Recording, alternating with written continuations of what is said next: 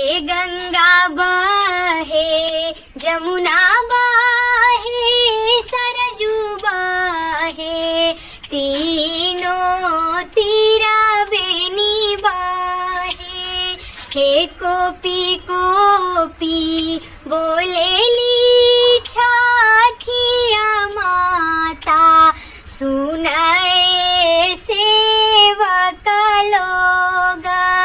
ए हमरे घाटे दुबिया जाना मलेली मकरी बासेरा लेली। ए हथवा जोड़ी बोले ले महादेवा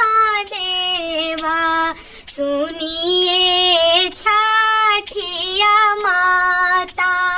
हे रौरे घाटे दुबिया छिलाई देबो मकरी उजारी देबो।